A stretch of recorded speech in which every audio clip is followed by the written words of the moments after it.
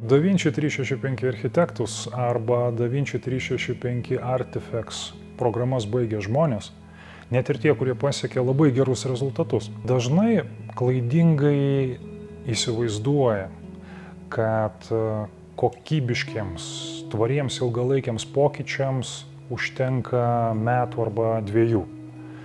Net ir tada, kai per pirmus arba antrus programos metus yra pasiekiamas tikrai geras rezultatas, norint tą rezultatą išlaikyti, tobulėti toliau, būtinas nuoseklumas.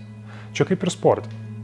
Jeigu žmogus metus laiko aktyviai sportavo ir po metų turi tikrai puikią fizinę formą, labai natūralu, kad norint tą fizinę formą išlaikyti, reikia treniruotis ir toliau. Galbūt nebe taip intensyviai, kaip per tuos metus, gal nebe po 5 treniruotės per savaitę, nebe po 6, pilnai užtenka ir 3, bet nuoseklumas yra reikalingas. Ir problema, su kuria labai dažnai susiduria žmonės pabaigę programas, būtent ir yra to nuoseklumo išlaikymas. Kaip rodo ilgalaikė mūsų pokyčių programų patirtis, žmonės likę po programų vieni, nusprendę toliau darbuoti savarankiškai, apleidžia maždaug 90–95% visų tų praktikų, su kuriomis jie dirbdavo per pirmus arba antrus programų metus.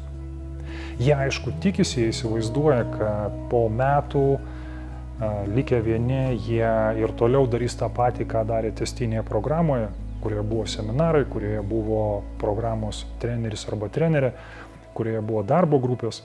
Bet paprastai nuoseklumas išlaikomas mėnesį, 2, 3 ir po to viskas grįžta į senas vagas ir lieka tik viena kita praktika, ko rezultate tam tikri pasiekti rezultatai, jie yra prarandami.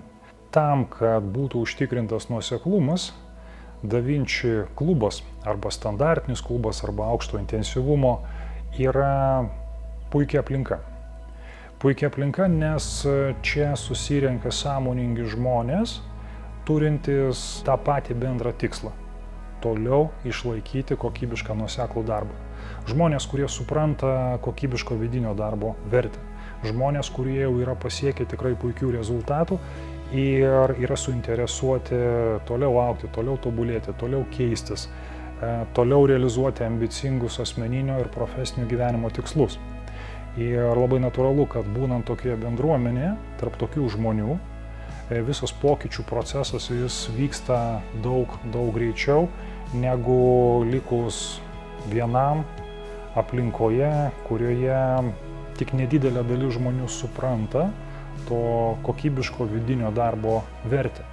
Didelė pridėtinė klubo vertė yra naujų santykių, naujų pažinčių, naujų draugų ir bičiulių ratas. Nes vėl nepaslaptis, kad žmonių užsiimančių tikrai kokybiškų vidinių darbų yra pakankamai nedaug. Aš nekalbu apie žmonės, kurie laikas nuo laiko perskaito asmeninio tobulėjimo knygą arba nueina į vieną kitą motyvacinį seminarą. Ne. Aš kalbu apie žmonės, kurie iš tikrųjų dirba su giluminiu mąstymu ir elgesio įpročių keitimu, su vaikystės traumų sprendimu, su emociniu ir psichologiniu žaizdų šalinimu. Ir kiekvienas iš klube esančių žmonių jau turi savo unikalią pokyčių patirtį, kurie labai noriai dalinasi su visais kitais. Kas reiškia, kad žmogus esantis klube gauna vertę ne tik iš patyriminių klubo mokymų, bet ir iš kiekvieno klubo nario, kuris yra nuoširdžiai įsitraukęs, toliau dalyvauja, toliau suinteresuotas ne tik asmeninių pokyčių, bet ir tuo, kad kiekvienas kitas klube esantis narys lygiai taip pat kokybiškai evoliucionuotų. Jeigu jūs esate suinteresuoti toliau nuosekliai judėti į priekį, nebe taip intensyviai kaip pirmose arba antrose DaVinci programos metuose, bet su pakankamu nuoseklumu, kad ne tik išlaikytumėte tai, ką pasiekėt per pirmus arba antrus programos metus, bet ir toliau nuosekliai ir kokybiškai tobulėtumėte. DaVinci klubas yra geriausia vieta, kurioje renkasi tikrai labai sąmoningi žmonės, kurie suinteresuoti tiek asmeniniu augimu, tiek tuo, kad kiekvienas klube esantis narys pasiektų pačius ambicingiausius tikslus tiek savo asmeninėme gyvenime, tiek ir veikloje. Todėl kviečiu prisijungti prie klubo ir tęsti pradėtą vidinį darbą.